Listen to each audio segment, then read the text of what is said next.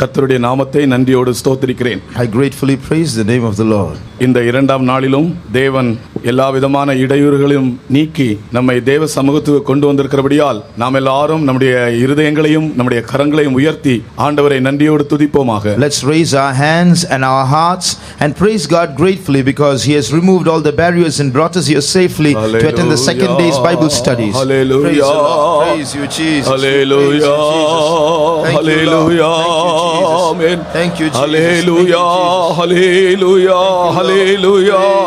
Hallelujah. Hallelujah. Praise you. Praise you. தேவனுடைய வசனத்தின் வாசலை ஆண்டவர் திறந்து தர வேண்டும். God should open the door of His word. சுவிசேஷத்தின் கதவு திறக்கப்பட வேண்டும். The door of the gospel should be opened. ஒருவரும் திறக்க கூடாதபடி பூட்டுகிறவரும் ஒருவரும் பூட்டக்கூடாதபடிக்கு திறக்கிறவருமான நம்முடைய தேவன் இந்த சுவிசேஷத்தின் வாசலை நமக்கு திறந்து தரும்படியாக நாம் ஒரு முறை கூட ஸ்தோத்திரம் Our பண்ணுவோம். God is one who when He opens no man can shut, and when He shuts no man can open, that He might open the door of the gospel for us. Shall we all praise God again? Hallelujah. Amen. Amen. Hallelujah. Hallelujah. Hallelujah. Hallelujah. Hallelujah. நான் உனக்கு போதித்து நீ நடக்க வேண்டிய வழியை உனக்கு காண்பிப்பேன் என்று வாக்களித்த தேவன் நாம் நடக்க வேண்டிய வழிகளை நமக்கு போதிக்க வேண்டும். போதிப்பதை நாம் உணர்ந்து கொள்ள வேண்டிய ஞானமும் நமக்கு தர வேண்டும். அதற்காக நாம் ஒரு முறை கூட ஸ்தோத்திரம் He பண்ணுவோம். will teach us. He said, I will teach you and instruct you in the way in which we should go. The Lord should teach us in which path we should go and give us the grace to live according to what He teaches us. Let us praise God again. Hallelujah. Hallelujah. Hallelujah. Hallelujah. Hallelujah. Hallelujah. Hallelujah. Amen. Hallelujah. Amen. ஸ்தோத்திரம் ஸ்தோத்திரம் ஸ்தோத்திரம் ஸ்தோத்திரம். இன்று நான் நோவாவின் பலிபீடத்தை குறித்து சில காரியங்களை சொல்ல விரும்புகிறேன். I would like to tell you a few things today about the altar of Noah. சந்தர்ப்பம் கிடைக்கும் என்றால் ஆபிரகாமின் பலிபீடங்களில் முதல் பலிபீடத்தை குறித்தும் இன்று சொல்லலாம் என்று நினைக்கிறேன். And if time permits, I would also like to tell you about the first of the 5 altars of Abraham. ஆதியாகமம் 8ஆம் அதிகாரம் 20ஆம் வசனம் வாசிப்போமாக. Genesis chapter 8, read verse 20. அப்பொழுது நோவா கர்த்தருக்கு ஒரு பலிபீடம் கட்டி சுத்தமான சகல மிருகங்களிலும் சுத்தமான சகல பறவைகளிலும் சிலவற்றை தெரிந்து கொண்டு அவைகளை பலிபீடத்தின் மேல் தகன பலிகளாக பலியிட்டான். And Noah builded an altar unto the Lord, and took of every clean beast and of every clean fowl, and offered burnt offerings on the altar. Noah கர்த்தருக்கு ஒரு பலிபீடம் கட்டி சுத்தமான சகல மிருகங்களிலும் சுத்தமான சகல பறவைகளிலும் சிலவற்றை தெரிந்து கொண்டு அவைகளை பலிபீடத்தின் மேல் தகன பலியாக பலியிட்டான். Noah built an altar unto the Lord, and he took of every clean beast and of every clean fowl, and offered burnt offerings on the altar. நீங்கள் இந்த இரண்டாம் படத்திலே பார்க்கலாம். You look in the second picture. நோவாவுடைய இந்த இரண்டாம் படத்திலே நீங்கள் பார்க்கலாம். You see the altar of Noah in the second picture. நோவாவும் அவனுடைய குடும்பமுமாக சேர்ந்து நிற்பதையும் ஒரு பலிபீடம் கட்டப்பட்டிருப்பதையும் அதிலே நன்றி அறிதலாக ஸ்தோத்திரத்திற்காக தேவன் செய்த நன்மைக்கு துதியாக ஒரு பலிபீடம் கட்டப்பட்டதையும் நாம் இங்கே காண்கிறோம். Here we see Noah and his family standing around an altar built in gratitude for God for what God had done for them. பிரியமானவர்களே, ஆதி நாட்களிலே ஜீவித்த நம்முடைய முற்பிதாக்கள் ஆண்டவருக்கென்று பலிபீடம் கட்டி தங்கள் வாழ்க்கையை ஆண்டவருக்கு அர்ப்பணித்து ஜீவித்தார்கள் என்பதை நான் நேற்று உங்களுக்கு எடுத்து காட்டினேன். Yesterday I told you how our forefathers, many of them built altars for God, and in building the altar they were surrendering themselves to God. விழுந்து போன மனுக்குலத்தை நாம் கவனிக்கும்போது When we consider the fallen man, உயர்ந்தவன் தாழ்ந்தவன் என்கிற வித்தியாசம் இல்லை. there is no distinction between high and low. படித்தவன் படிக்காதவன் என்ற வித்தியாசம் இல்லை. There is no distinction between educated and illiterate. அரசன் என்றோ ஆண்டி என்றோ இல்லை. There is no difference between prince and pauper. பாவத்தின் நிமித்தம் எல்லாரும் தேவனை விட்டு தூரமாகவே இருக்கிறார்கள். Because of sin, all have gone far away from God. அரை ஆடை தரித்த ஆதிவாசிகளாய் இருந்தாலும் ஆடம்பரமாய் ஜீவிக்கிற நகர்ப்புற வாசிகளா இருந்தாலும் எல்லாரும் பாவத்து நிமித்தம் ஒரே விதமாக தூரமாகவே இருப்பதை தான் நான் காண்கிறோம். Be it the ill-clad tribals of the jungles or the well-clad city dwellers who are indulging in fashions, they have all sinned and come short of the glory of God. ஆனால் விழுந்து போன மனிதர்களுக்குள்ளே ஆண்டவருக்கென்று அர்ப்பணம் செய்து ஜீவித்த சிலரை அந்த நாள் முதல் இந்த நாள் வரைக்கும் நாம் காணலாம். And yet from that day even till today we can see a few people who have built altars for God by surrendering themselves to God. அன்றைக்கு பலிபீடத்தை கட்டி அர்ப்பணித்தார்கள். இன்றைக்கு நாமே பலிபீடமாக நம்மை அர்ப்பணிக்கிறோம். That day they built altars to God to yield to God, but today we are the altar yielding ourselves to God. அவர்கள் பலிபீடம் கட்டின கருத்துக்கள் நமக்கு இன்றைக்கு அனுபவங்களாய் மாறுகின்றன. Today the motives behind their building the altar become our own experiences. ஒரு பெரிய நியாயத்தீர்ப்புக்கு பின்பு நியாயத்தீர்ப்பிலிருந்து தப்பித்துக் கொண்ட நோவா ஆண்டவருக்கென்று ஒரு பலிபீடத்தை கட்டினதை நாம் காண்கிறோம். After a great judgment, we see Noah who escaped the judgment building an altar to God. பிரியமானவர்களே, இந்த உலகத்திலே ஏற்பட்ட ஜலப்பிரளயம் சரித்திரபூர்வமான ஒரு உண்மையாய் காணப்படுகிறது. Beloved, the deluge or the flood that covered the world is historically true. ஏனோக்கு என்று ஆதாமுக்கு 7ஆம் தலைமுறையாகிய ஏனோக்கு ஒரு தீர்க்கதரிசியாய் இருந்தான். Enoch, who is called the 7th from Adam, was a prophet. அவன் தன்னுடைய மகனுக்கு மெத்துசலா என்று பெயரிட்டானாம். He called his son Methuselah. Methuselah என்ற பெயருக்கு அர்த்தம் இவன் மரித்த பின் வரும் என்று அர்த்தமா. The word Methuselah means after he dies it shall come. என்ன வரும்? What will come? அவன் தீர்க்கதரிசி தானே. ஜலப்பிரளயம் வரும் என்பதை தீர்க்க தரிசனமாய் அறிந்து தன் மகனுக்கு மெத்துசலா என்று பெயரிட்டான். இவன் மரித்த பின் வரும். He was a prophet, wasn't he? Referring to the flood, he called his son Methuselah, saying, after he dies, it shall come. அப்படியே மெத்துசலா மரித்த அதே வருடத்தில் ஜலப்பிரளயம் ஏற்பட்டிருக்கிறது. In the same way, in the very same year that Methuselah died, the flood came. அவன் ஜலப்பிரளயத்துக்கு முன்பு கடந்து போனான். He died just before the flood. நீங்கள் கணக்கு பார்த்தால் சரியாக வரும். You make the calculation, it will be accurate. மெத்துசலாவினுடைய வயது 969 என்று எழுதப்பட்டிருக்கிறது. The age of Methuselah when he died was 969. 187வது வயதிலே லாமேக்கை பெற்றான். When he was 187 years old, he begat Lamech. லாமேக்கு 182ஆம் வயதிலே நோவாவை பெற்றான். And when Lamech was 182 years old, he begat Noah. நோவாவின் 600ஆம் வருஷம் ஜலப்பிரளயம் உண்டாயிற்று. And when Noah was 600 years old, the flood came. 187, 182, 600 நீங்கள் கூட்டி பாருங்கள். 969. 187 plus 182 plus 600 totals 969. Methuselah, the age of Methuselah. இவன் மரித்த பின் வரும். When he dies, it shall come. கர்த்தருக்கு ஸ்தோத்திரம். Praise the Lord. ஜலப்பிரளயம் வந்தது. ஜலப்பிரளயத்தில் நின்று Noah தப்புவிக்கப்பட்டான். The flood came and Noah escaped. அதற்கு பின்பு கட்டின பலிபீடம் தான் இந்த பலிபீடம். And this is an altar that was built after the flood. ஒட்டு மொத்தமாக இந்த பலிபீடம் கட்டுவதற்கு நோவாவுக்குள் இருந்த தன்மைகள் தான் என்ன என்று நான் உங்கள் முன்னே ஒவ்வொன்றாக வைக்க விரும்புகிறேன். I would like to place you one by one all the aspects that were found in Noah's life that prompted him to build an altar for God. முதலாவது, First of all, நோவா என்ற பெயருடைய அர்த்தமே தேற்றுகிறவன், அல்லாவிட்டால் தேற்றரவாளன் என்றும் சொல்லலாம். the very word Noah means comforter or one who comforts. நீங்கள் ஆதியாகமம் 5ஆம் அதிகாரம் 29ஆம் வசனத்தை வாசிக்கும் போது இவன் தேற்றுவான் என்று சொல்லி அவனுக்கு நோவா என்று பெயரிட்டான். In Genesis chapter 5 and verse 29 we see that Lamech called him Noah, saying, this same shall comfort us. கர்த்தர் சபித்த பூமியிலே நமக்கு உண்டான வேலையிலும் நம்முடைய கைகளின் பிரயாசத்திலும் இவன் நம்மை தேற்றுவான் என்று சொல்லி அவனுக்கு நோவா என்று பெயரிட்டான். And he called his name Noah, saying, this same shall comfort us concerning our work and toil of our hands. சபித்த பூமி வாசிங்க.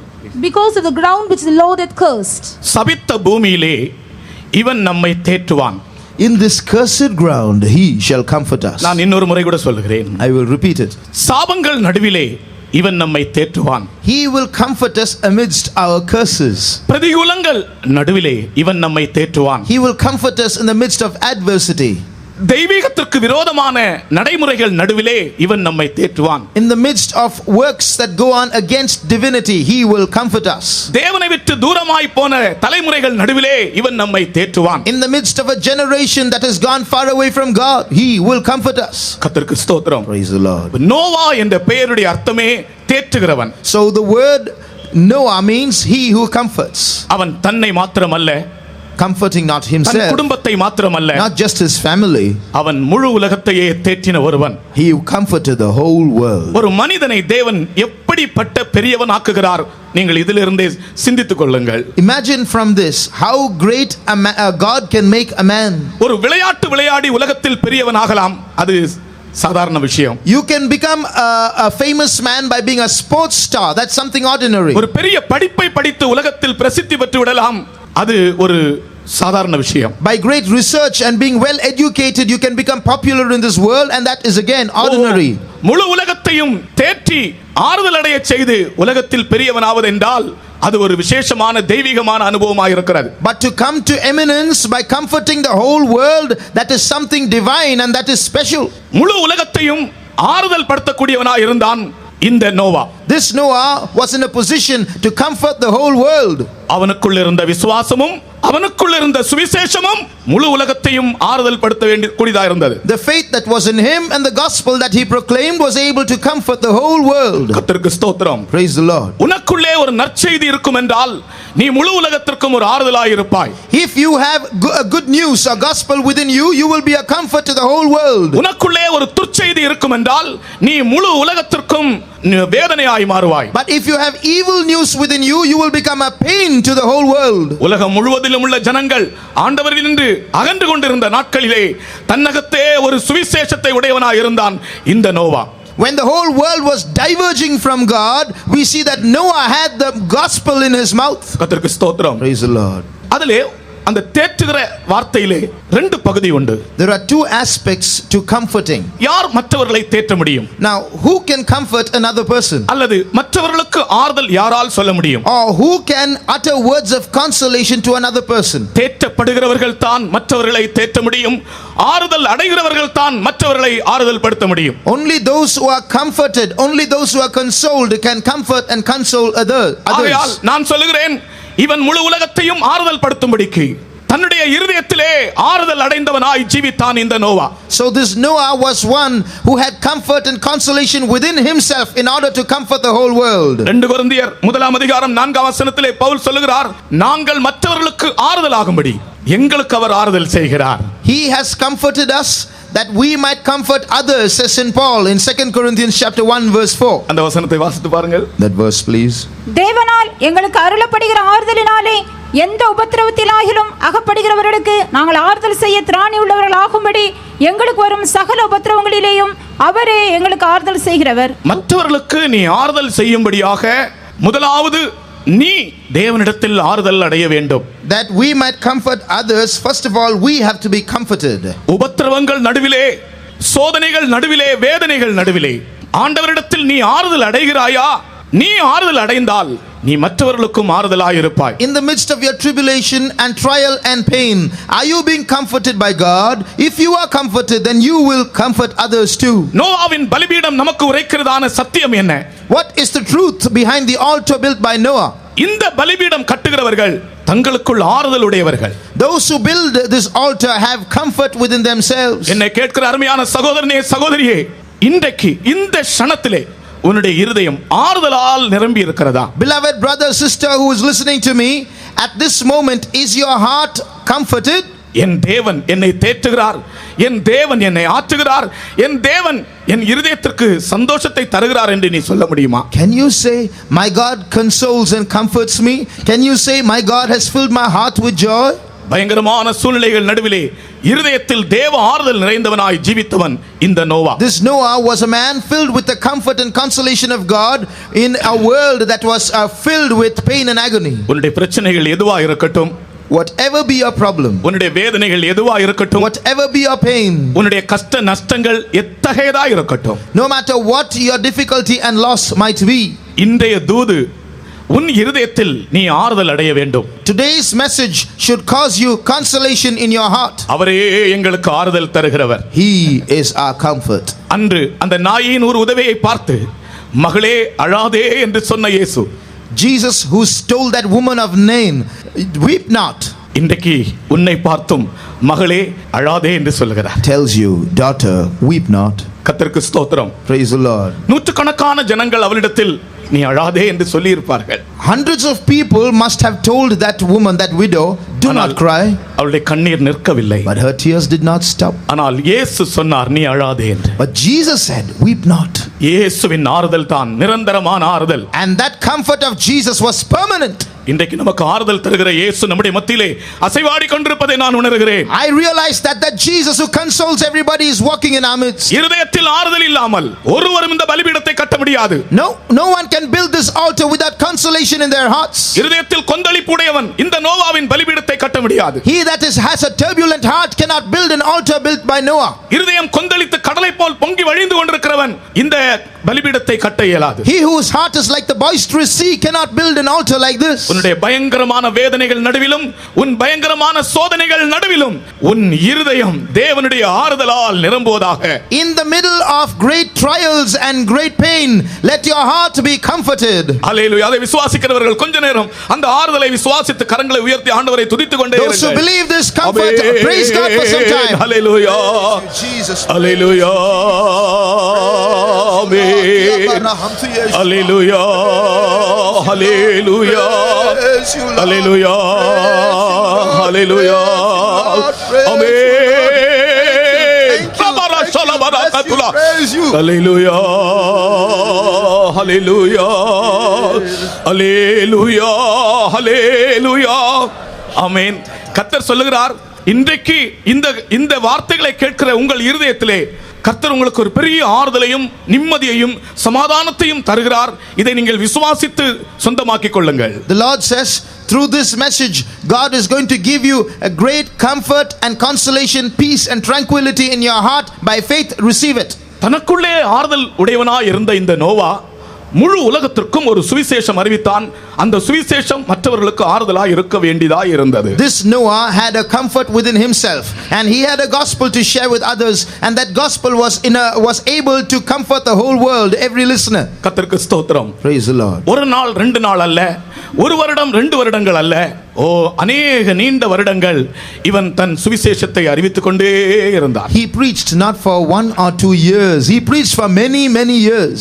என்னை கேட்கிற அருமையான சகோதரனே, சகோதரியே, உன் வாயை திறந்தால் ஒரு நற்செய்தி உன்னுடைய வாயிலிருந்து வெளியே வர வேண்டும். அப்பொழுதுதான் இந்த பலிபீடம் உருவாகும். Beloved brother, sister, when you open your mouth should open with a good report or good news.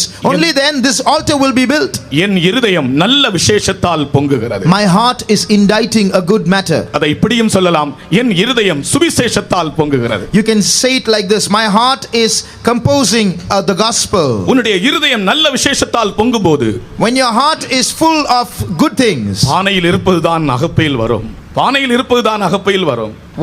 what is in the pot will come out in the spoon. கர்த்தருக்கு ஸ்தோத்திரம். Praise the Lord. பானையில் இருந்தால் அகப்பையில் வரும் என்று சொல்வார்கள். பானையில் இருப்பதுதான் அகப்பையில் வரும். You can take out in the spoon only what is in the pot. கர்த்தருக்கு ஸ்தோத்திரம். Praise the Lord.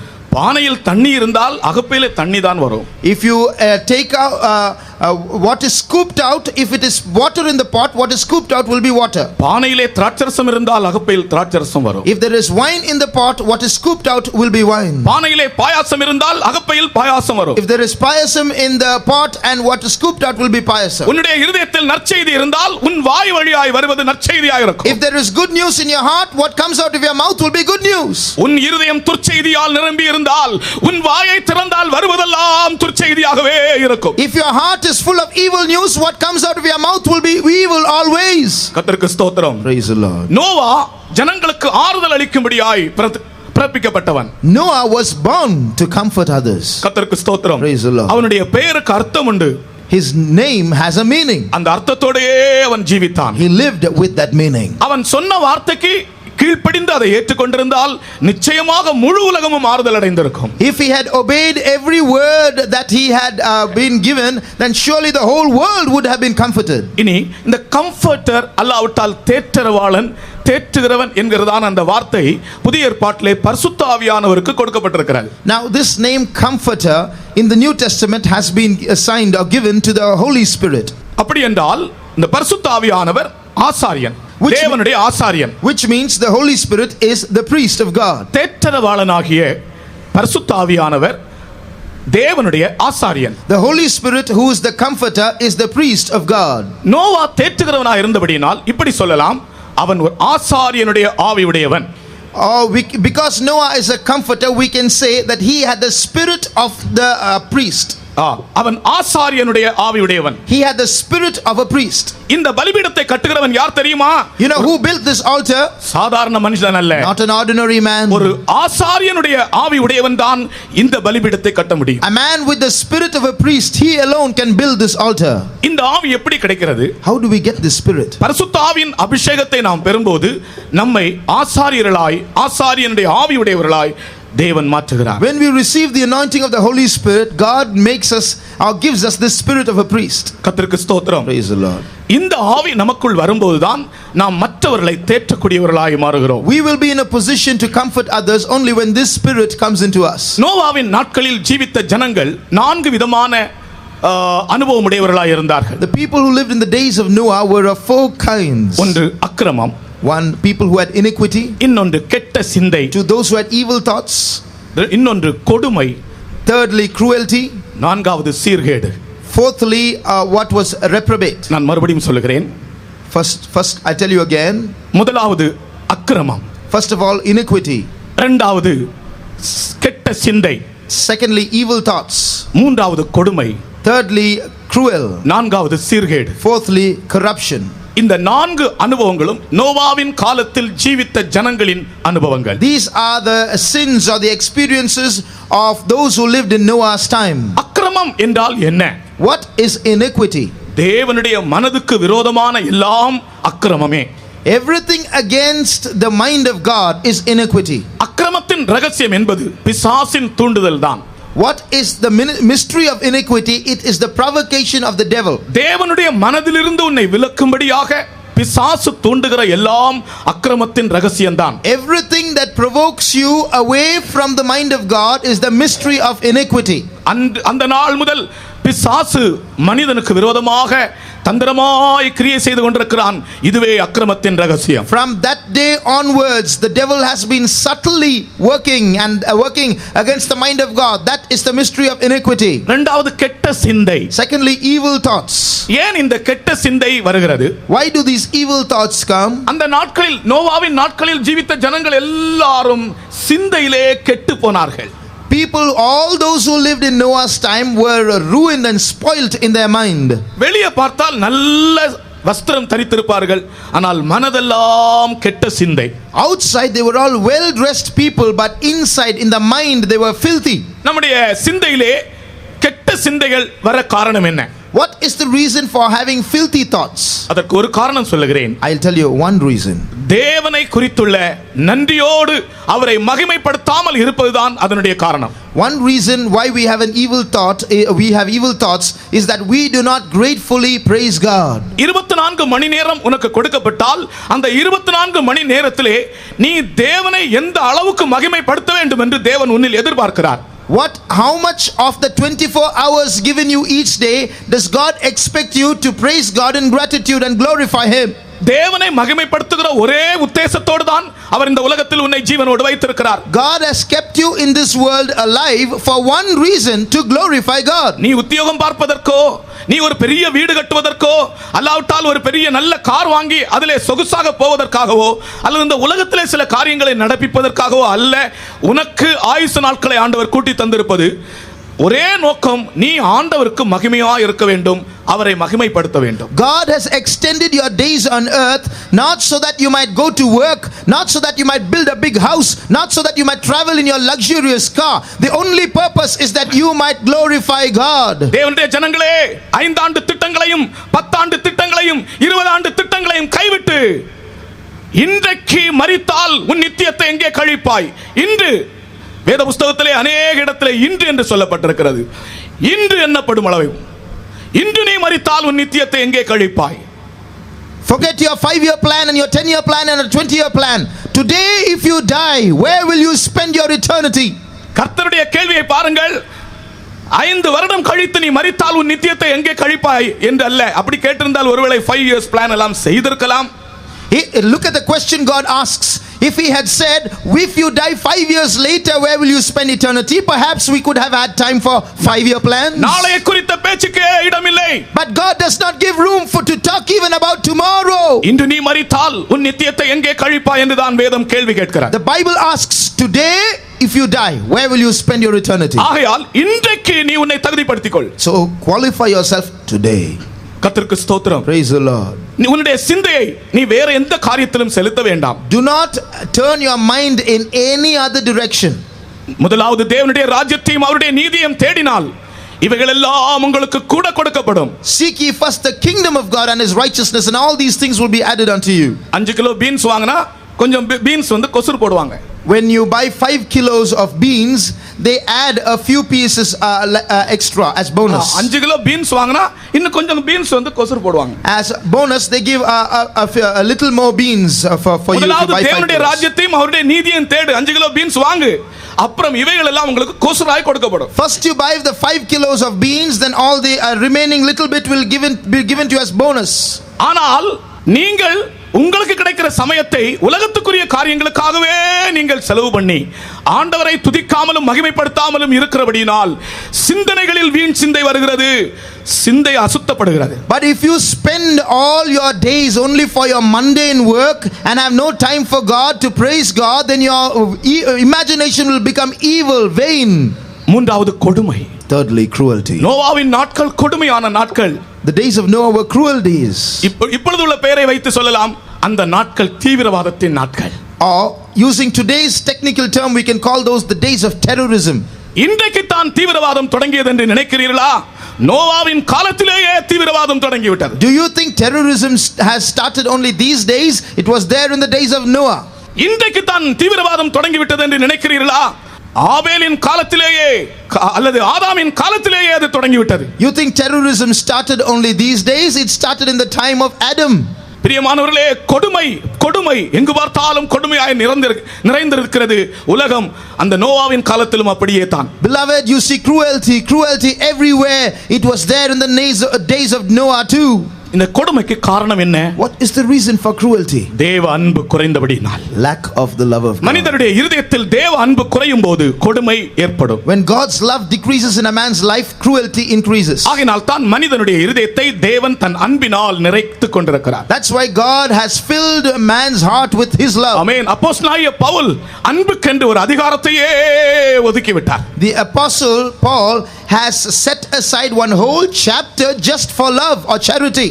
119ஆம் சங்கீதத்தை நீங்கள் வாசித்தால் 119ஆம் சங்கீதம் முழுவதும் ஆண்டவருடைய வசனத்திற்கு என்னென்ன மேன்மை இருக்கிறது என்று எழுதப்பட்டிருக்கிறது. If you read the 119th Psalm, you will see the whole psalm describing to you the greatness of God's word. 53ஆம் அதிகாரம் ஏசாயாவை வாசித்தால் ஆண்டவருடைய பாடுகளுக்கு அது ஒதுக்கப்பட்டிருக்கிறது. The whole of Isaiah 53 is set aside to describe the sufferings of Jesus. ஆனால் அன்புக்கென்று அப்போஸ்தலனாகிய பவுல் தன் நிருபத்தில் ஒரு அதிகாரத்தையே ஒதுக்கி விட்டார். But in his epistle, St. Paul set aside one whole chapter just for charity or love. தேவன் அன்பாகவே இருக்கிறார். God is love. ஆனால் சில இடங்கள் எல்லாம் அன்பே தெய்வம் என்று எழுதப்பட்டிருக்கிறது. In some places you see it's written love is God. அன்பே தெய்வம் என்று அல்ல, தேவன் அன்பாகவே இருக்கிறார். It's not love is God, it is God is love. அந்த அன்பினால் உள்ளங்களை ஆண்டவர் நிரப்பிக் கொண்டிருக்கிறார். God is filling our hearts with that love. கர்த்தருக்கு ஸ்தோத்திரம். Praise the Lord. எதற்காக? What for? கொடுமையை நிராகரிப்பதற்காக. To destroy cruelty. அந்த நாட்களில் இருதயங்களில் தேவ அன்பு இல்லை.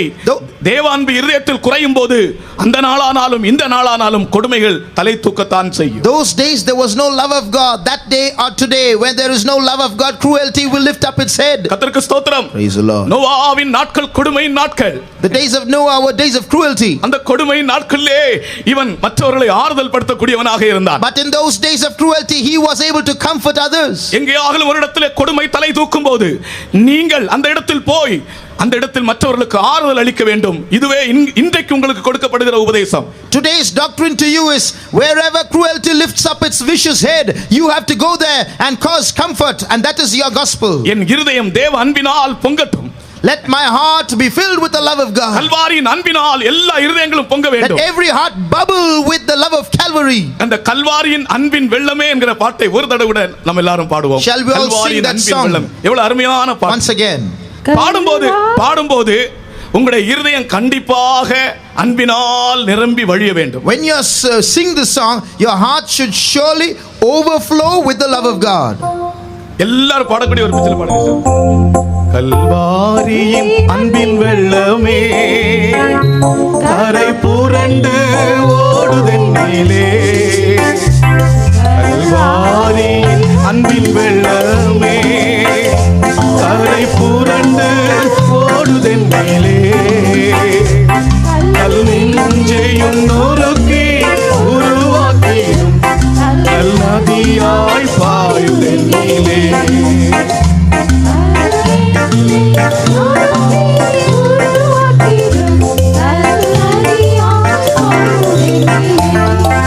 தேவனுடைய அன்பு, கல்வாரி அன்பு எல்லா கொடுமைக்கும் விரோதமாக இருக்கிறது, கொடுமையை மாற்றக்கூடியதா இருக்கிறது. The love of God, the love of Calvary is able to change every kind of cruelty. என்ன கேட்கிற அன்பின் ஜனமே, கொடுமையின் குடியிருப்புகள் நடுவிலே அன்பின் உபதேசத்தை ஸ்தாபிக்கும்படி முன்வாருங்கள்.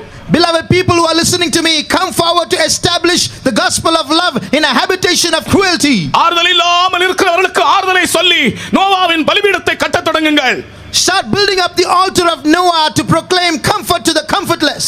கர்த்தருக்கு ஸ்தோத்திரம். Praise the Lord. நோவா என்ற பெயருடைய அர்த்தமே தேற்றுகிறவன், ஆற்றுகிறவன், தேற்றரவாளன், ஆறுதல் சொல்லுகிறவன். The word Noah means one who comforts, one who consoles, comforter. மற்றவர்களை ஆற்றி தேற்றும்படி உனக்கு தேவன் ஆறுதல் அளித்துக் கொண்டே இருக்கிறார். God continues to shower consolation upon you so that you might become a source of consolation to others. இரண்டாவதாக, Praise. Secondly, நோவாவினுடைய இந்த பலிபீடம் கட்ட நோவாவுக்கு இருந்த இன்னொரு அனுபவம். another experience behind Noah's building this altar. Noah கீழ்ப்படிதலும் நல்மனசாட்சியும் உடையவனாய் இருந்தான். Noah was an obedient person, a man with a good conscience. இங்கே கீழ்ப்படிதலும் நல்மனசாட்சியும் என்பது, இந்த நல்மனசாட்சி என்பது அவனுக்கு வெளிப்படுத்தப்பட்ட, அவனுக்கு கூறப்பட்ட ஆண்டவருடைய காரியத்திற்கு அவன் உண்மையுள்ளவனாய் இருந்த நல்மனசாட்சி. Good conscience means he was faithful to that word which God had given him.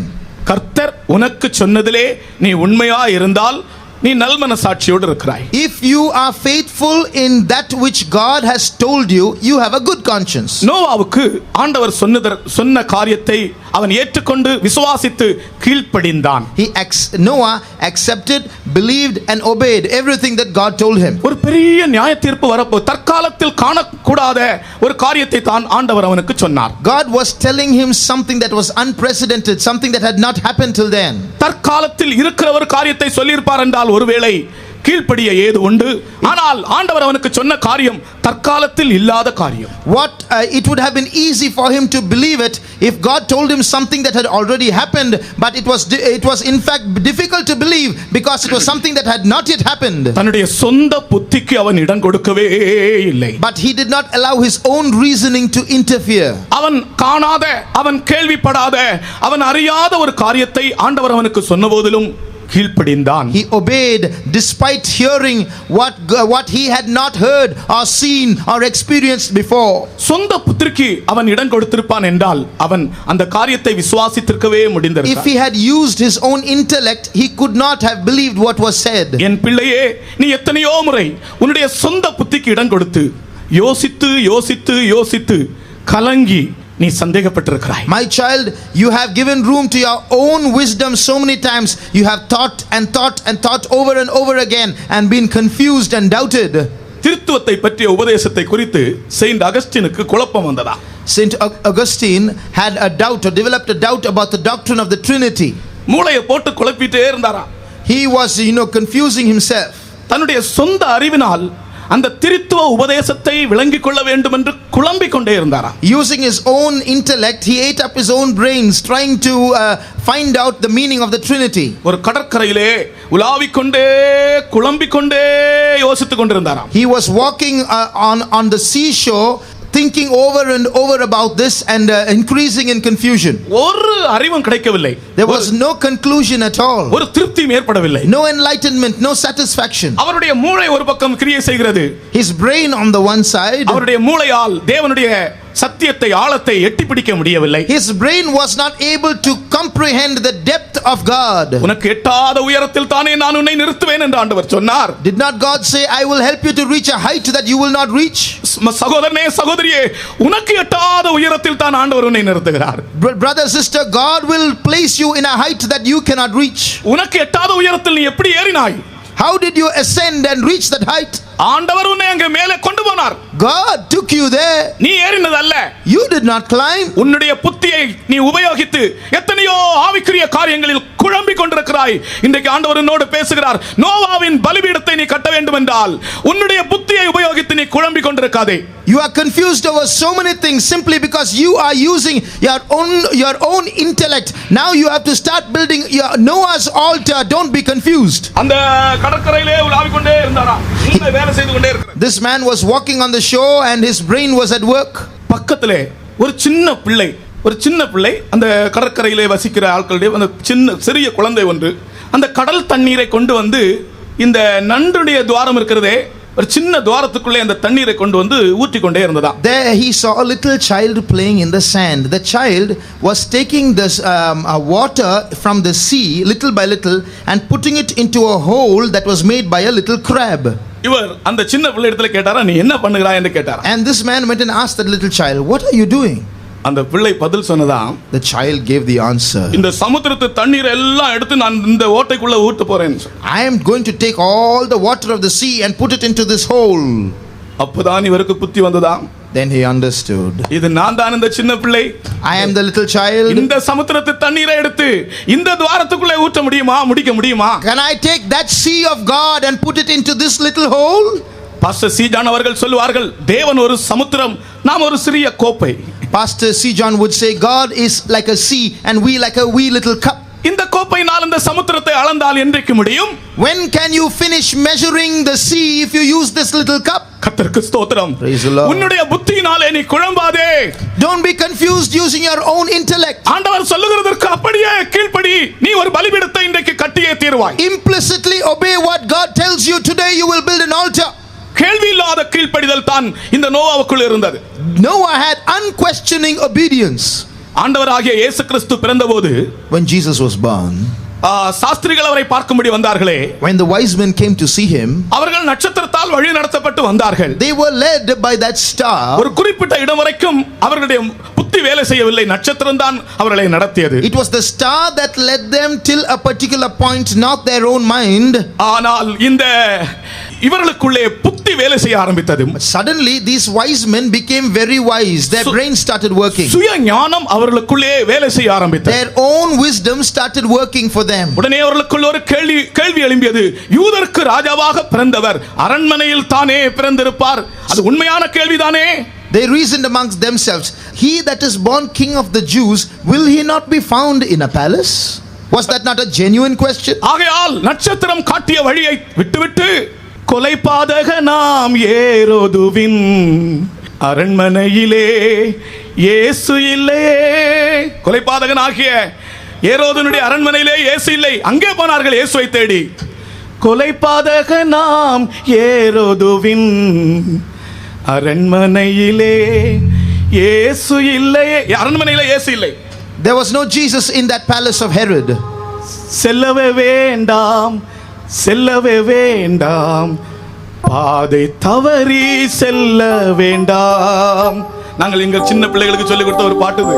This was a chorus we teach little children. கொலைபாதக நாம் ஏரோதுவின். எல்லாரும் கொஞ்சம் இந்த ட்ரம் அடிச்சு கொஞ்சம் பாடுங்க. உங்களுக்கு பாட்டு தெரியாட்டா கூட நீங்க கை அடிங்க பார்க்கலாம். இந்த கை வந்து அதுக்கு ஒத்து போகட்டும். கொலைபாதக நாம் ஏரோதுவின் அரண்மனையிலே இயேசு இல்லையே. கொலைபாதக நாம் ஏரோதுவின் அரண்மனையிலே இயேசு இல்லையே. செல்லவே வேண்டாம், செல்லவே வேண்டாம், பாதை பாதை தவறி செல்ல வேண்டாம், செல்லவே வேண்டாம், செல்லவே வேண்டாம், பாதை தவறி செல்ல வேண்டாம். பாதை தவறி போகிறவனே, பாதை தவறி போகிறவளே, ஏரோதுவின் அரண்மனையில் இயேசு இல்லை, கொலைபாதகனின் அரண்மனையில் இயேசு இல்லை. உன்னுடைய சொந்த புத்தி தான் அங்கே வழி நடத்தி கொண்டிருக்கிறது. You who are straying away from the path, there is no Jesus in the Herod's palace. Your own wisdom is leading you astray. ஓ, நோவா கூட தன்னுடைய சொந்த புத்திக்கு இடம் கொடுத்திருப்பான் என்றால் இந்த பலிபீடம் அவன் கட்டி இருக்கவே மாட்டான். அந்த ஜலப்பிரளயத்தோடு அவன் மடிந்து போயிருப்பான். If Noah had given room to his own wisdom, he would not have built that altar. He would have perished with the floods too. அவன் கீழ்ப்படிந்தான், அவன் நல்மனசாட்சி உடையவனாக இருந்தான். But he obeyed, he had a good conscience. நான் உங்களுக்கு சொன்னேனே ஏற்கனவே, நல்மனசாட்சி என்பது அவனுக்கு சொல்லப்பட்ட காரியத்திற்கு, ஆண்டவர் அவனுக்கு சொன்ன காரியத்திலே அவன் உண்மையாக இருந்த நல்மனசாட்சி. I told you he had a good conscience, meaning he was faithful and obedient to all that God told him. நல்மனசாட்சி என்பது நம்முடைய வாழ்க்கையிலே ஒரு அஸ்திபாரமாக இருக்கிறது. Good conscience is a foundation for our life. கர்த்தருக்கு ஸ்தோத்திரம். Praise the Lord. நல்மனசாட்சி நாம் தவற விடுவோம் என்றால் விசுவாசம் இழந்து போவோம். If we let this good conscience slip, we will lose faith. பாருங்கள், எத்தனையோ பேருடைய விசுவாசம் அசைக்கப்பட்டு போனதன் காரணம் அவர்கள் தங்கள் நல்மனசாட்சியை இழந்து போனதுதான். The reason why many people shake or waver in their faith, it's because they have lost their good conscience. கற்பனையின் பொருள் என்னவெனில், சுத்த இருதயத்திலும் மாயமற்ற விசுவாசத்திலும் நல்மனசாட்சியிலும் பிறக்கும் அன்பு. The crux of the commandment is love that is born out of faith unfeigned and a good conscience. இதுதான் கற்பனையின் பொருள். This is the summary of the commandment. சுத்த இருதயத்திலும் நல்மனசாட்சியிலும் மாயமற்ற விசுவாசத்திலும் ஒரு அன்பு பிறக்கிறது. இதுவே கற்பனையின் பொருள். அதில்லாத கற்பனை, பொருள் இல்லாத கற்பனை, அர்த்தம் இல்லாத கற்பனை. Love is born out of a pure heart and faith unfeigned. Anything else born out of this is a commandment, is a commandment without a theme. நியாயப்பிரமாணம் பொருள் இல்லாததாய் மாறிவிட்டது. Therefore the commandment or the law is without any reason or meaning. நியாயப்பிரமாணம் அர்த்தமற்றதாய் மாறிவிட்டது. It became meaningless. நியாயப்பிரமாணத்தை அர்த்தமுடையதாக்கும்படி இயேசு வந்தார். Jesus came to give the law a meaning. கர்த்தருக்கு ஸ்தோத்திரம். Praise the Lord. நியாயப்பிரமாணத்தின் அர்த்தம் எப்பொழுது விளங்குகிறது? When is the meaning of the law revealed? நியாயப்பிரமாணத்தின் பொருள் என்னவெனில், சுத்த இருதயத்திலும் நல்மனசாட்சியிலும் மாயமற்ற விசுவாசத்திலும் பிறக்கிற அன்புதான் கற்பனையின் பொருள். The theme of the commandment or the law is this: it is love that is born out of a good conscience and faith unfeigned and a pure heart. கர்த்தருடைய பரிசுத்த நாமத்துக்கு ஸ்தோத்திரம். Praise the Lord. ஆகையால் இந்த நோவா நல்மனசாட்சி உடையவனாக இருந்தான். Therefore this Noah was a man with a good conscience. இதை பற்றி தான் பேதுரு அப்போஸ்தலன் தன்னுடைய நிருபத்தில் எழுதுகிறார். இவன் செய்த பேழை, இந்த பாருங்கள், அந்த பேழை இது நல்மனசாட்சியின் உடன்படிக்கை.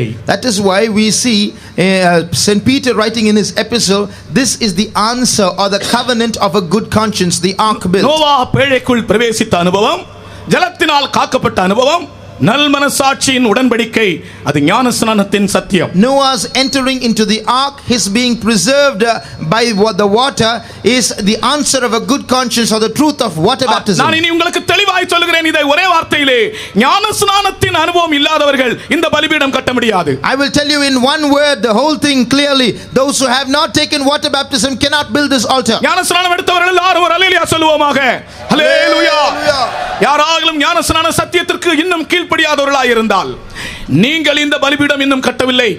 Though if there is anyone who has not yet obeyed to the truth of water baptism, you have not yet built this altar. ஞானஸ்நானத்தின் சத்தியத்தை பற்றி நீங்கள் கொஞ்சமேனும் சந்தேகமுடையவர்களாய் இருக்க வேண்டாம். இது நல்மனசாட்சியின் உடன்படிக்கை. Have no doubt whatsoever about water baptism, for it is the covenant of a good conscience. ஞானஸ்நான சத்தியம் வரும்போது உன்னுடைய மூளையை போட்டு குழப்பாதே. Concerning the truth of water baptism, do not confuse yourself. அப்படியே விசுவாசித்து கீழ்ப்படிவாயாக. Believe implicitly and obey. அப்போஸ்தலனாகிய பவுலை பாருங்கள். Look at the apostle Paul. அசரீரி சத்தத்தில் பேசின தேவன், he who spoke, God who spoke, பரலோகத்திலிருந்து பேசின, who spoke from heaven, நீ ஞானஸ்நானம் பெறுவாயாக என்று அவனிடத்தில் பேசவில்லையே. did not say you must take water baptism.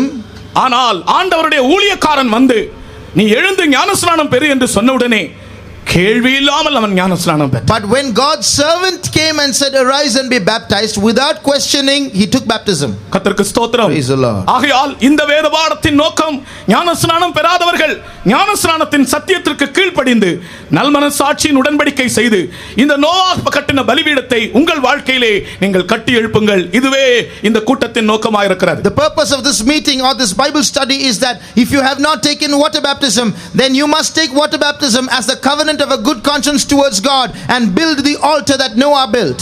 அடுத்தது மூன்றாவது இந்த நோவாவுடைய இன்னொரு அனுபவம். The third experience of Noah. இவனுடைய விசேஷம் என்ன தெரியுமா?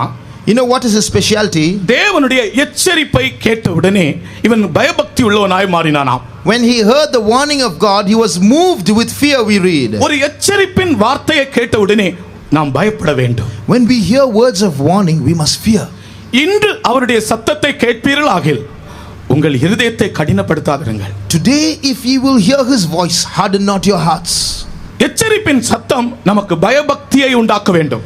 Voices of warning should create godliness or fear, godly fear within us. எனக்கு இந்த காரியம் சொல்லும் போதெல்லாம் ஒரு சம்பவம் ஞாபகம் வரும். Whenever I say this, I remember a certain incident. ஒரு ரயில்வே ஸ்டேஷன்ல ஒரு வால் போஸ்டர் பார்த்தேன் நான். I remember seeing a wall poster posted on near a railway station. ஒரு railway ஸ்டேஷனுக்குள்ளே Inside the railway station. அதாவது சிலர் இந்த ரயில் வண்டியிலே ரூஃபின் மேலே உட்கார்ந்து பிரயாணம் பண்ணுங்க. Roof top travel. Some are indulging in rooftop traveling on trains, sitting on the train.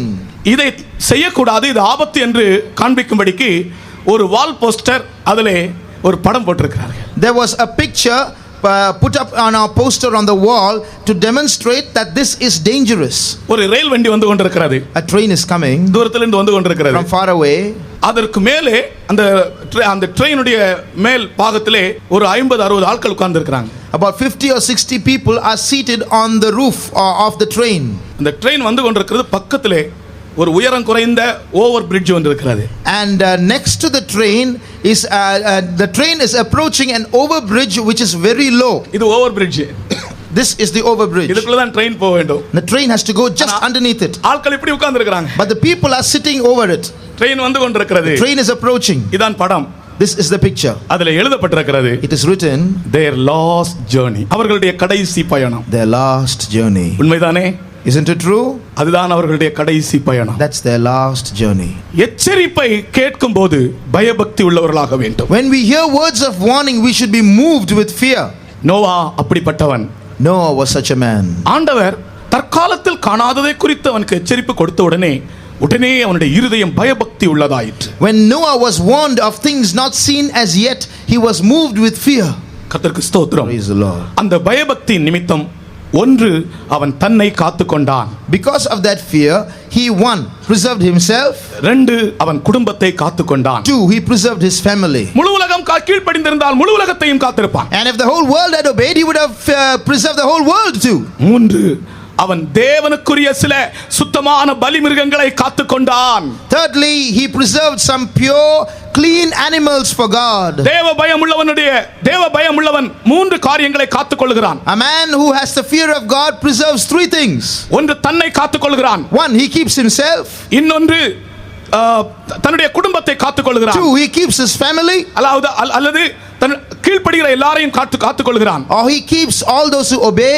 மூன்றாவது அவன் தேவனுக்குரிய சில பலிமிருகங்களை காத்துக்கொண்டான். Thirdly, he preserves clean animals for God, or animals of sacrifice. ஜோடு ஜோடாகத்தானே போக சொன்னார் பேழைக்குள்ளே. ஜோடு ஜோடாகத்தானே போக சொன்னார். He asked them to go in twos, isn't it? Into the ark. ஒவ்வொரு மிருகத்தையும் ஜோடு ஜோடாகத்தானே போக சொன்னார். Every animal had to enter in twos. ஆணும் பெண்ணுமாக. Male and female. பேழைக்குள்ளே இனப்பெருக்கம் இல்லை. There is no multiplying or reproduction in the ark. ஆனால் இறங்கும்போது இவன் ஆண்டவருக்கு பலி செலுத்த வேண்டிய சில மிருகங்களை அவன் கொண்டு வந்தான். But when he came down, he brought back some animals for sacrifice. அது எங்க இருந்து வந்தது? Where did those animals come from? அங்க கொண்டு போன ஜோடி ஜோடாய் கொண்டு போன மிருகங்களையே பிடித்து கொல்ல போனானா? Did he go to kill those animals which entered in twos? பிரியமானவர்களே, அவன் தேவனுக்கு காணிக்கைக்காக சுத்தமான மிருகங்களையே ஒரு ஏவுதலோடு அவன் காத்திருக்கிறான். பிரியமானவர்களே, he had already preserved some clean animals with an urging that when he comes out of the ark someday he will have to sacrifice. நீ ஆவிக்குரிய ஒரு ஏவுதல் உடையவனாய் இருந்தால் எல்லாம் கர்த்தர் உனக்கு போதிப்பார். If you have a spiritual urging in you, God will teach us everything. இப்பொழுது பாருங்கள், நோவா ஜலப்பிரளயம் ஜலம் வற்றி போயிற்று, பேழை அரராத்திலே தங்கிற்று. Now you see the flood has abated, the waters are dried, and the ark has settled on Mount Ararat.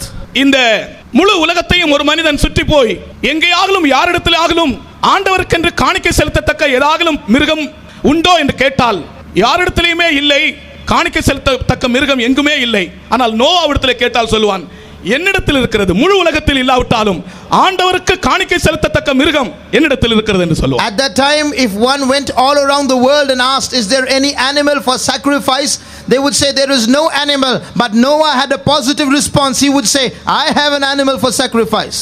ஆண்டவருக்கு செலுத்தத்தக்கதான காணிக்கை எந்த நேரத்திலும் முன்னிலே குறைந்து போக கூடாது. There should at no point of time be a situation where you have no animal for sacrifice. முழு உலகத்திலும் குறைந்து போகும், ஆனால் நீ தெய்வ பயத்தோடு இருந்தால் உன்னிலே குறைந்து போகாது. The whole world might lack that animal for sacrifice, but you should not lack it. எச்சரிப்பை கேட்டு தேவ பக்தி உள்ளவனானபடினால் தன்னை காத்துக்கொண்டான், தன் குடும்பத்தை காத்துக்கொண்டான், தேவனுடைய காணிக்கைக்காக பலிக்காக உள்ளதான சுத்தமான மிருகங்களையும் காத்துக்கொண்டான். Having heard the voice of warning from God, moved with fear, he preserved himself, he preserved those who obeyed, and he preserved the animals for sacrifice. இங்க பாருங்க, யானை, குதிரை, சிங்கம், புலி எல்லாம் வருகிறது, அதெல்லாம் ஒரு விஷயமே கிடையாது, ஆண்டவருக்கு காணிக்கை அல்ல அது. The elephant, the horse, and the tiger, all these animals are coming. That's not a problem for God. They are not offerings. ஆண்டவருக்கு காணிக்கைக்குரிய மிருகங்கள் பாதுகாக்கப்படும் போது சில யானை, புலி கூட காக்கப்படும், அது பரவாயில்லை, அதை பற்றி விஷயம் கிடையாது. When some animals are preserved for sacrifice, by chance tigers and lions and elephants are preserved, but that's not a matter. ஆண்டவருக்குரியதான சுத்தமான மிருகங்கள், காணிக்கைக்குரிய மிருகங்கள் காக்கப்படும் போது ஒரு யானையோ புலியோ கூட காக்கப்படும், அது காக்கப்படட்டும், அதை பற்றி விஷயமே இல்லை. When you go to preserve some animals to sacrifice to God, some elephants are also preserved by chance, that is not a problem. Noah இப்படி கூட சொல்லியிருக்கலாம், எனக்கு ரெண்டு தான், ஒரே ஒரு ஜோடு தான் இருக்கிறது, இதை கொண்டால் இனி எப்படி இது பூமியிலே உண்டாகும்? இல்லை, அவன் காத்திருக்கிறான். பிரியமானவர்களே, அவன் ஞானத்தோடு செய்திருக்கிறான். Noah could have said, if there are only 2 animals, then how can I offer for sacrifice? No, he had preserved, he was wise. ஆண்டவருக்கு கொடுக்கிற விஷயத்திலே பஞ்சம் என்று சொல்லாதே. In giving to God, don't keep saying famine all the time. ஆண்டவருக்கு கொடுக்கிற விஷயத்திலே இல்லை என்று சொல்லாதே. In giving to God, never say no. ஆண்டவருக்கு கொடுக்க எந்நேரமும் என்னிடத்தில் உண்டு என்று சொல்வாயாக. Always say, I always have to give to God. அந்த விசுவாசமுடையவர்கள் கரங்களை உயர்த்தி ஒரு அல்லேலூயா சொல்லுங்கள். Hallelujah. Hallelujah. Hallelujah. Hallelujah. Hallelujah. Hallelujah. முழு உலகத்தில் இல்லாவிட்டாலும் என்னிடத்தில் உண்டு. The whole world may lack it, but I have it. இதுபோலதான் யோசேப்பினிடத்தில் கூட ஒரு அனுபவம். This is the experience of Joseph too. முழு உலகத்திலும் யாரிடத்தில் போனாலும் தானியம் இல்லை. There was no grain anywhere in the world. சில ஆட்கள் தானியம் வாங்கும்படி ராஜாவினிடத்தில் போனார்கள், பார்வோனிடத்திலே. Some went to Pharaoh directly to get grain. பார்வோன் சொன்னான், என்னிடத்தில் ஏன் வருகிறீர்கள்? நீங்கள் யோசேப்பினிடத்தில் போங்க. Pharaoh said, why are you coming to me? Go to Joseph. உலகத்தில் யாரிடத்திலுமே இல்லையா ஆகாரம்? யோசேப்பினிடத்தில் ஆகாரம் இருந்தது. No food anywhere in the world, but Joseph had. கர்த்தருக்கு ஸ்தோத்திரம். Praise the Lord. அது உலகத்தை போஷிக்கக்கூடிய காரியம். That's feeding the world. ஆனால் நோவாவிடத்தில் இருந்ததோ கர்த்தருக்கு காணிக்கை செலுத்தக்கூடிய மிருகங்கள். But Noah had animals for sacrifice to offer to God. அவன் எச்சரிப்பை கேட்டு பயபக்தி உள்ளவனாய் மாறினபடினால் ஆண்டவருக்குரிய சுத்தமான மிருகங்களையும் கூட காத்துக்கொண்டான்.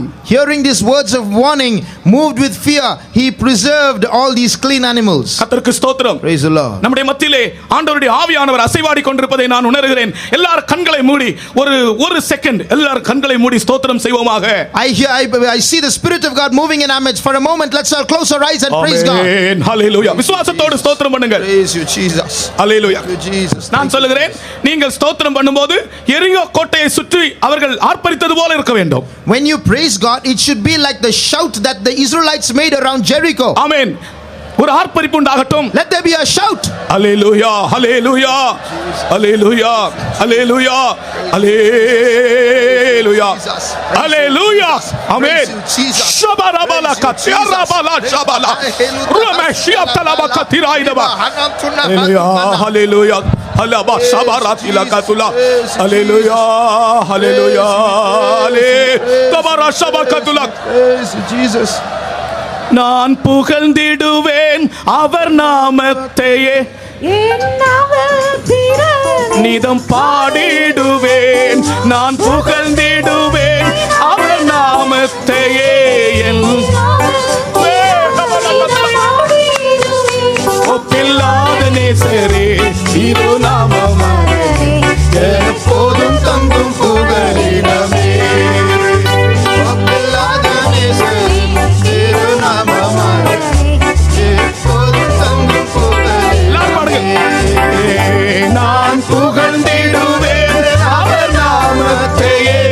என் நாவல் பிற நீதம் பாடிடுவேன் நான்.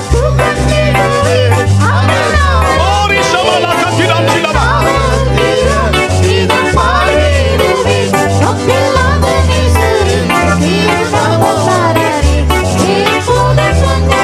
இமாரி சிமாஷியா தலபஹரியே.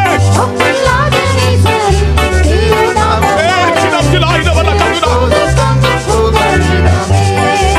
கர்த்தருடைய ஆவியானவர் சொல்லுகிறார், கர்த்தருடைய ஆவியானவர் சொல்லுகிறார், ஒரு அபிஷேகத்தை நான் உங்கள் மத்தியிலே இப்பொழுது அனுப்புகிறேன். எல்லாரும் விசுவாசத்தோடு பாடுங்கள். எல்லா சுத்தாவிகளையும் கர்த்தர் முறியடித்திருக்கிறார்.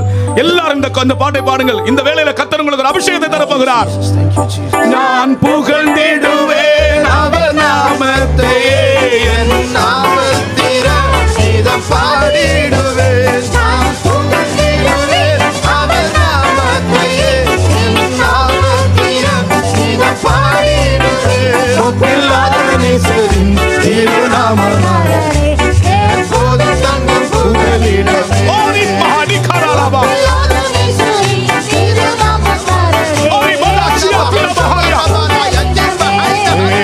நான் புகழ்ந்திடுவேன் அவர் நாமத்தையே.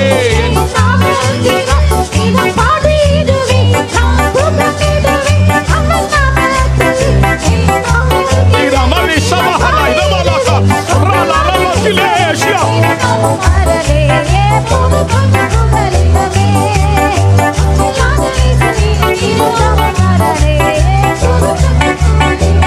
விபின சலகதுலம் சிடாசிலா. இரமல கத்திலேரியம் சியலவா.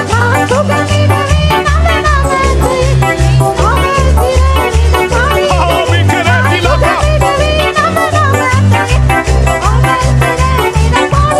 இவரே மேரி தினவரே. அபியம் திலவா கரகதிலா. ஏரியம் திலேரியம் சியா.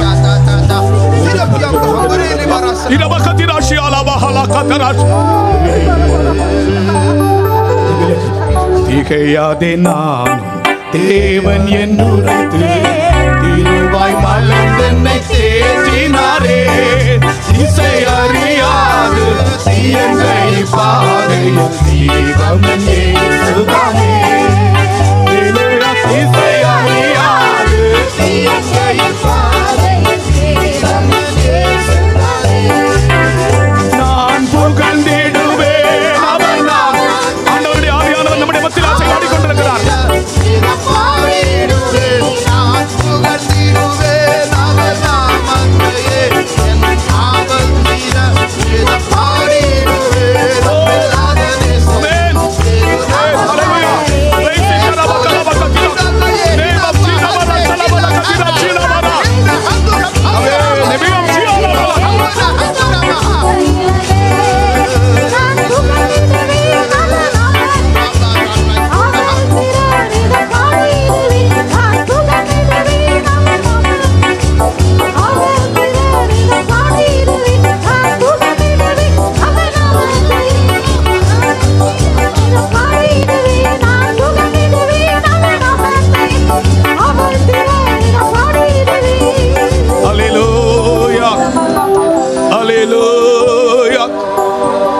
ஆமென். அருமையானவர்களே, நோவா தைரியமா இந்த பலிபீடத்தை கட்ட காரணம் என்ன தெரியுமா? பலிபீடத்தின் மேலே வைப்பதற்கு தன்னிடத்தில் மிருகங்கள் இருந்தன. ஆகையால் தைரியமா இந்த பலிபீடத்தை கட்டினான். The reason why Noah built altars boldly because he had animals to sacrifice. ஆண்டவருக்கென்று செலுத்தக்கூடிய காணிக்கைகள் உன்னிடத்தில் அற்றுப் போவதில்லை. கர்த்தர் உன்னை ஆசீர்வதிக்கிறார். You will not run short of offerings to offer to God. God will bless you. ஆவிக்குரியபடியும் சரீரத்தின்படியும் நான் சொல்லுகிறேன். I tell you spiritually and literally. ஆண்டவர் உன்னை ஆசீர்வதிக்கும் போது ஆண்டவருடைய பலிபீடத்தின் மேல் வைக்கத்தக்க காணிக்கைகள் உன்னிடத்தில் இல்லாமல் போவதில்லை. You will never run short of sacrifice or offerings to make to God. கர்த்தருக்கு ஸ்தோத்திரம். Praise the Lord. ஆகையினால் தான் தன்னிடத்தில் காணிக்கை இருக்கிறதா இருந்தபடியினால் அவன் அந்த பலிபீடத்தை தைரியமாக கட்டினான். That is why he boldly built the altar, because he had offerings to make to God. அந்த பலிபீடத்தை கட்டினபடியினால் அவனுக்கு சில நன்மைகள் ஏற்பட்டன. Because he built an altar to God, some good things were born out of it. மூன்று காரியங்கள் அவனுக்கு சம்பவித்தது. 3 things happened. கர்த்தர் முதலாவது அவனை ஆசீர்வதித்தார். First of all, God blessed him. 9ஆம் அதிகாரம் 1ஆம் வசனத்திலே கர்த்தர் சொல்கிறார், நீங்கள் பலுகி பெருகி பூமியை நிரப்புங்கள். In 9:1 he says, be fruitful and multiply and replenish the earth.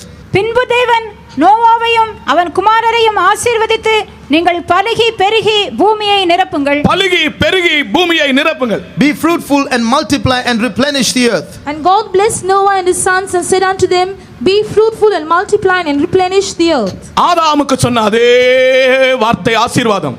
The same words of blessing that were told Noah are Adam. ஆதாம் இழந்து விட்டான், இப்பொழுது நோவாவுக்கு அதே ஆசீர்வாதத்தை சொல்லுகிறார். Adam lost it and Noah gets the same blessing. நீங்கள் பலுகி பெருகி பூமியை நிரப்புங்கள். Be fruitful and multiply and replenish the earth. இந்த பலிபீடத்தை நீ கட்டினால் எழுத்தின்படியும் ஆவியின்படியும் நீ ஆசீர்வதிக்கப்படுவாய். If you build this altar literally and spiritually, you will be blessed.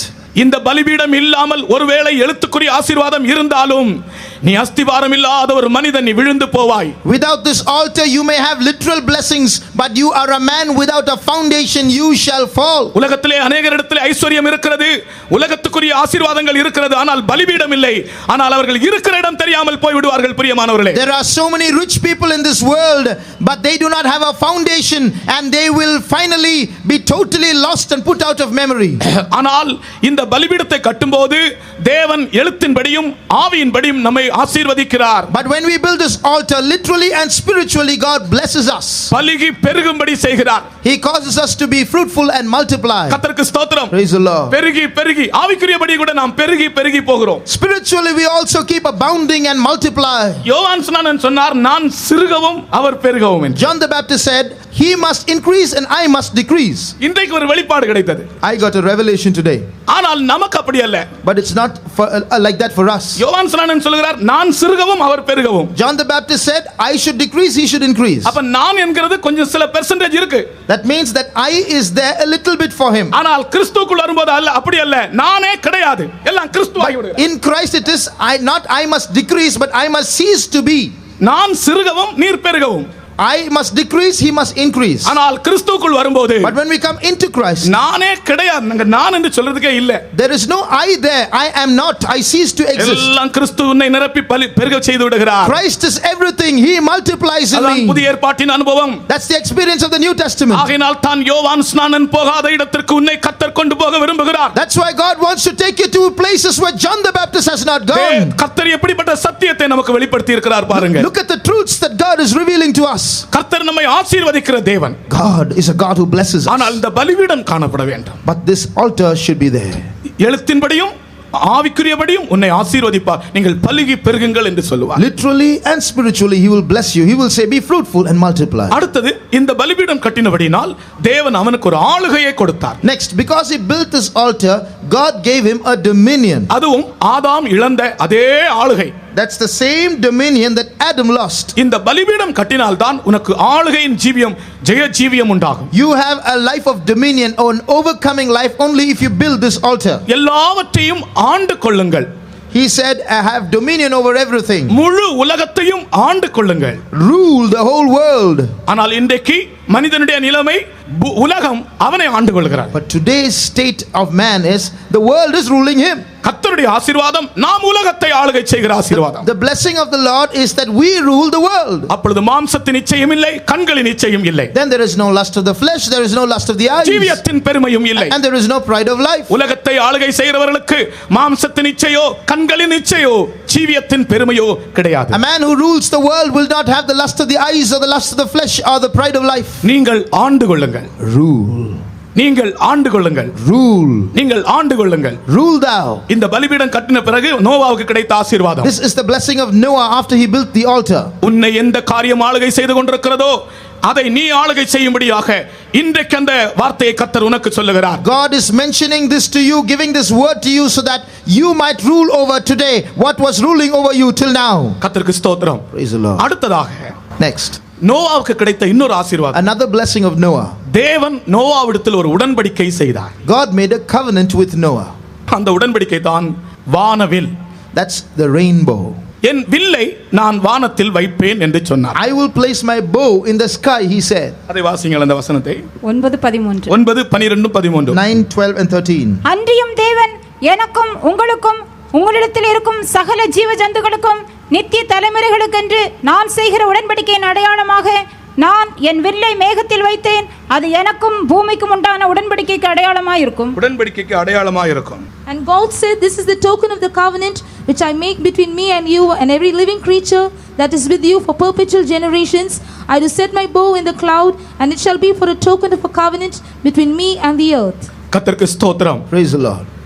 கர்த்தர் சொன்னார், இதற்கு முன்னாலே ஒரு வார்த்தை கூட சொன்னார், நான் சபிப்பதில்லை, நான் சங்கரிப்பதில்லை. Before this, God says something. He said, "I will neither curse nor destroy." பூமியை நான் இனி சபிப்பதில்லை. I will not curse the earth anymore. அவ கர்த்தருக்கு சபிக்க வேண்டும் என்கிற எண்ணமே From which we understand God does not intend to curse. அப்ப ஏதாகலும் சாபம் உன்னுடைய ஜீவியத்திலோ குடும்பத்திலோ இருக்கிறதா? உன்னுடைய ஆபீஸ்ல இருக்கிறதா? உன்னுடைய பிசினஸ்ல இருக்கிறதா? ஏதாகலும் சாபம். கர்த்தர் நோவாவுக்கு சொன்ன வார்த்தை, நான் இனி சபிப்பதில்லை, இனி சங்கரிப்பதில்லை. In your life, in your family, in your business, in your office, is there any curse? But look at the word of God to Noah. I will no more curse. நீங்கள் விசுவாசிப்பதற்காக நான் அந்த வசனத்தை தருகிறேன். வீட்டிலே போய் நீங்கள் வாசித்து அதை விசுவாசியுங்கள்.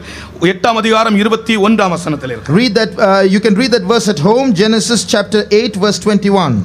நான் இப்பொழுது செய்தது போல இனி சகல ஜீவன்களையும் சங்கரிப்பதில்லை, சபிப்பதில்லை. I will not smite anymore. I will not curse anymore. நான் மனுஷன் நிமித்தம் பூமியை சபிப்பதில்லை. I will not curse the earth anymore for man's sake. சாபமும் இல்லை, சங்காரமும் இல்லை. No curse, no destruction. ஆகையால் சாபத்தை கண்டு நீங்கள் பயப்படவே வேண்டாம். So don't be afraid of curse anymore. சிலருடைய வீடுகளில் சில சாபங்கள் இருக்கிறது. There are some curses in some homes. அந்த சாபம் தொலைந்து போகாதபடியினால் அவர்களுக்கு என்ன பிரயாசப்பட்டாலும் அதற்கு பலன் இல்லாமல் போகிறது. And because that curse always remains at home, all their labor is in vain. கர்த்தர் சொல்லுகிறார், இனி சாபம் இல்லை. But the Lord says, there shall be no more curse. இந்த பலிபீடத்தை நீ கட்டு. கர்த்தர் சொல்லுகிறார், இனி சாபம் இல்லை. The Lord says, you build this altar, there will be no more curse. நீ கையிட்டு செய்யும் எல்லா வேலையிலும் உனக்கு ஆசீர்வாதம் கட்டளையிடுவார். In all the labor of your hands there will be blessing. ஊழியக்காரர்களே, servants of God, நீங்கள் ஊழியம் செய்கிற சில சபைகளிலும் கூட சில சாபங்களை நீங்கள் காண்கிறீர்கள். You may see some curses in the churches you are pastoring. அந்த ஊழியத்தின் ஆசீர்வாதத்திற்கு விரோதமான ஒரு சாபத்தின் வல்லமை. That is a power of the curse that is against the ministry you are doing. கர்த்தர் சொல்கிறார், நான் சபிப்பதில்லை என்று. நான் சபிப்பதில்லை என்றால் சாபமே இல்லை என்று அர்த்தம். The Lord says, I will not curse, and when he says I will not curse, it means there is no curse. சபிப்பதும் இல்லை, சங்கரிப்பதும் இல்லை. I will neither curse nor destroy. விசுவாசத்தோடு நீ இந்த வசனத்தை கொண்டு போ உன்னுடைய வீட்டிற்கு. Take this verse to your house with faith. சாபத்தை கர்த்தர் தொலைத்து விடுகிறார். The Lord will destroy the curse. ஹல்லேலூயா, ஹல்லேலூயா. இந்த அல்லேலூயா போதாது, சாபத்தை தொலைத்து விட்டதற்கு ஒரு அல்லேலூயா சொல்லுவோம். நம்முடைய ஆண்டவர் சாபத்தை தொலைத்து விட்டதற்காக ஹல்லேலூயா, ஹல்லேலூயா.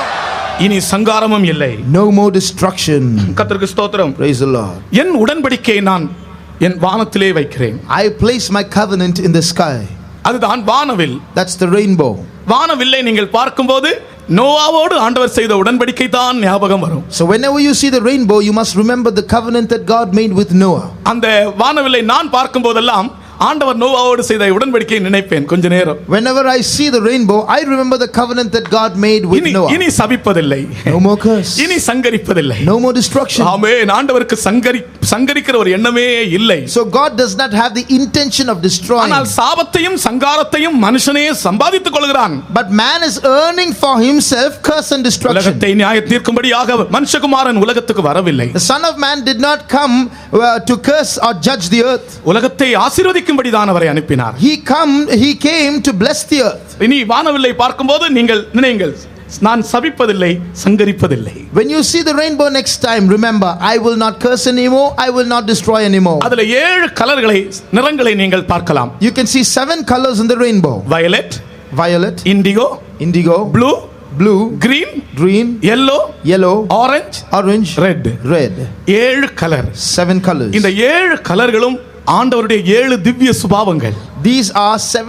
These denote 7 divine natures of God. கர்த்தருக்கு ஸ்தோத்திரம். Praise the Lord. ஒவ்வொரு நிறமும் ஆண்டவருடைய ஒவ்வொரு திவ்ய சுபாவம். Every color is a divine nature of God. Violet தேவ தயவை காண்பிக்கிறது. Violet shows the kindness of God. Indigo தேவ வல்லமையை காண்பிக்கிறது. Indigo shows the power of God.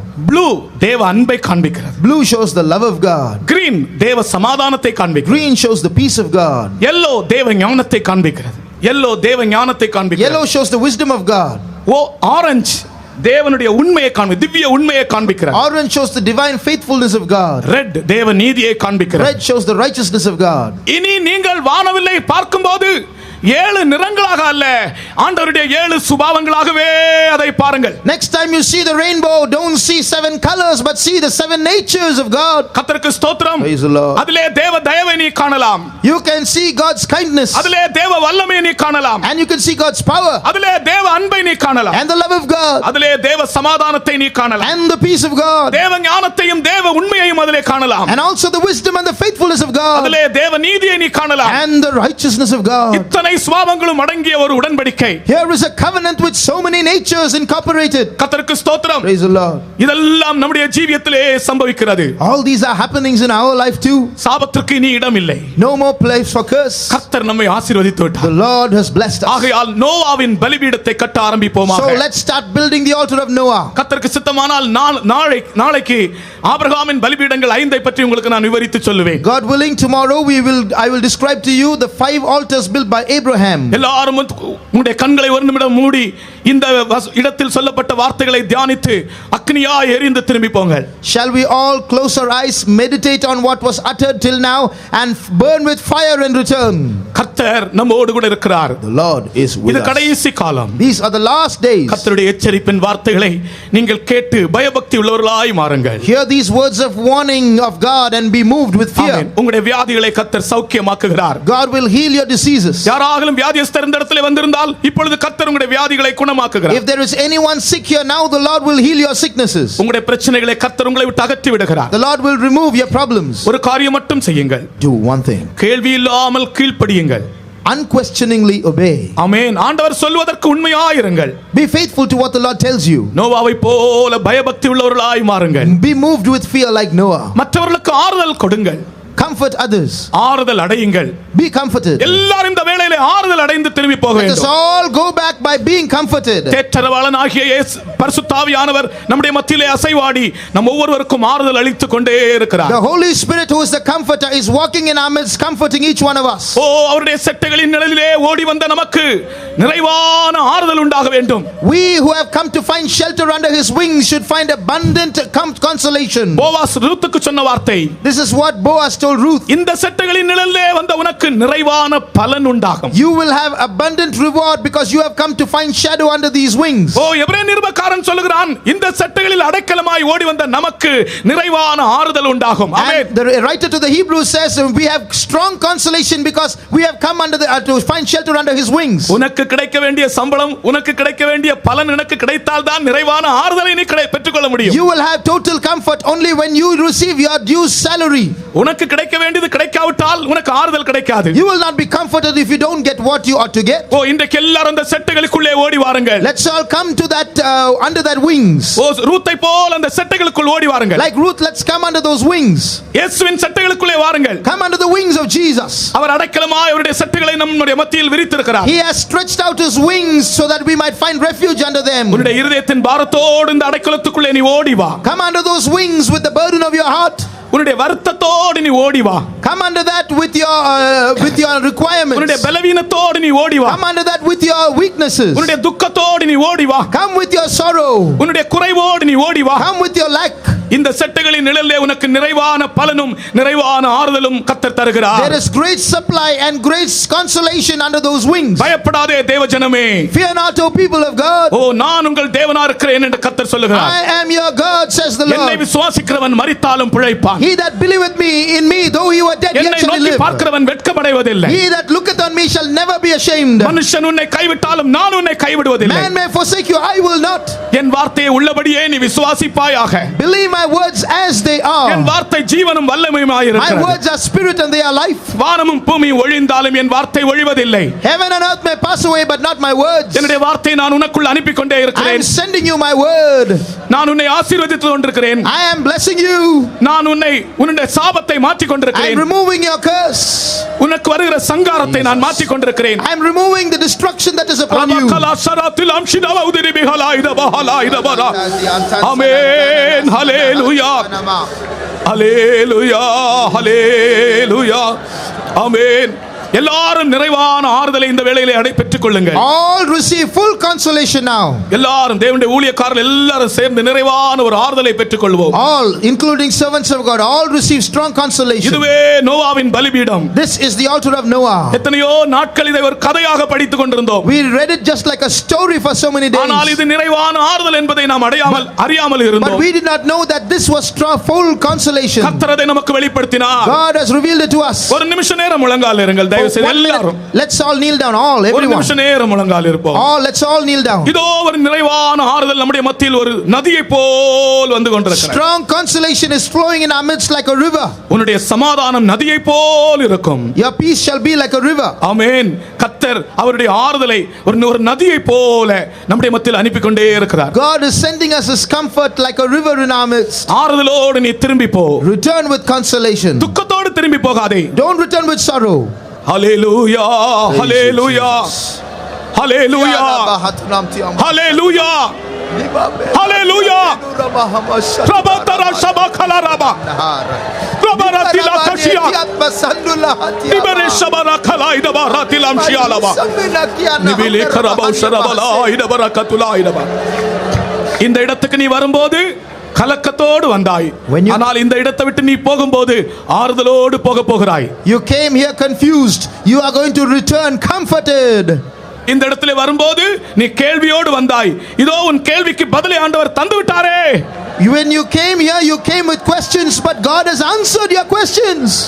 பயப்படாதிருங்கள், நான் உங்களை ஆசீர்வதிக்கிறவராய் உங்கள் மத்தியில் இப்பொழுது அசைவாடி கொண்டிருக்கிறேன். Fear not, I am moving in your midst as one who blesses you. இந்த கடைசி காலத்திலே நான் உங்கள் சாபத்தை நீக்கும்படிக்கு அதிகாரமும் வல்லமை உடையவராய் உங்கள் மத்தியில் வந்திருக்கிறேன். In these last days I have come into your midst with power and authority to remove your curse. கர்த்தர் சொல்லுகிறார். Thus said the Lord.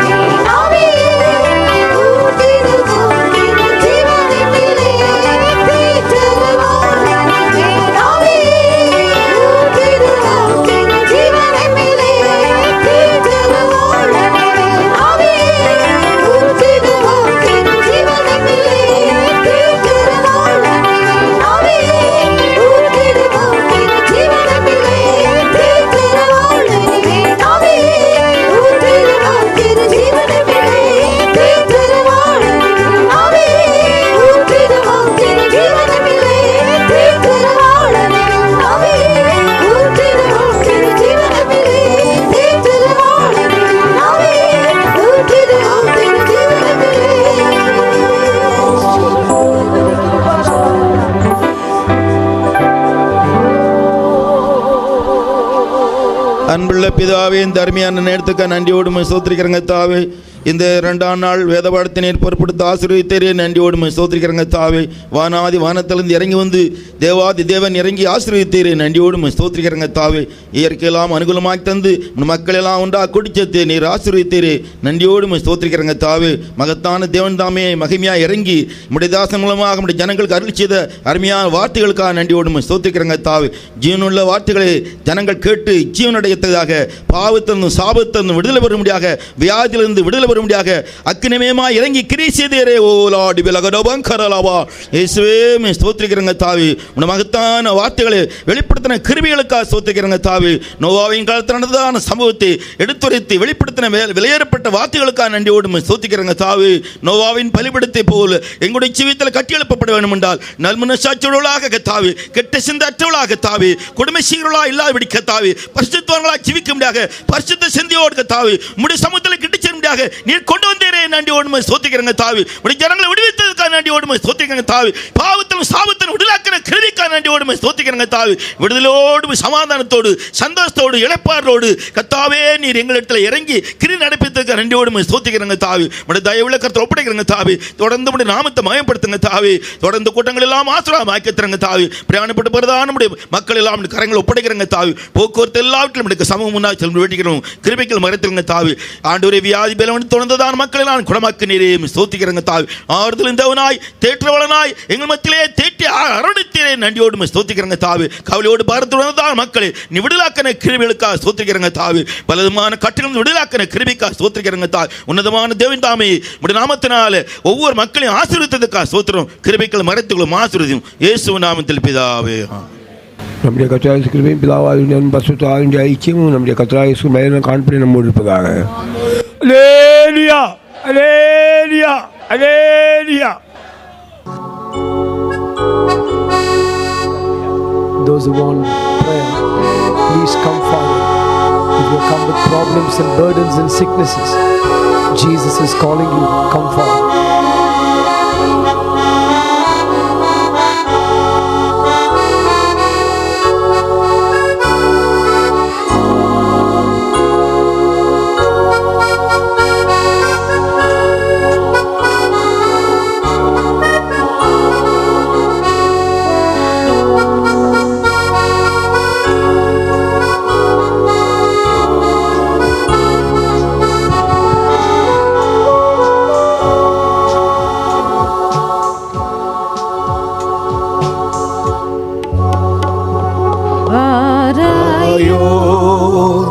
தஞ்சமே சுவண்டை சேராயோ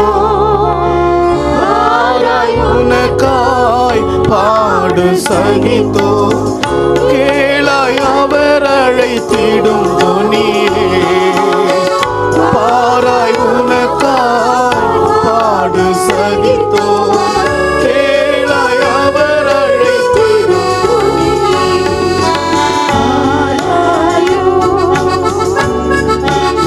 காலங்கள் மாயையிலே கழியுமே கனா பொழிகிடுமே.